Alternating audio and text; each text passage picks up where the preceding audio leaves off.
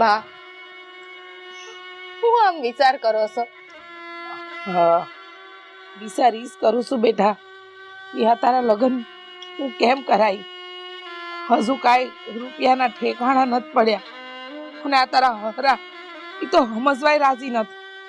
હું કરું ને હું નહીં, કાંઈ સમજાતું નથી મને. બા, સમજાતું તો મને નથી,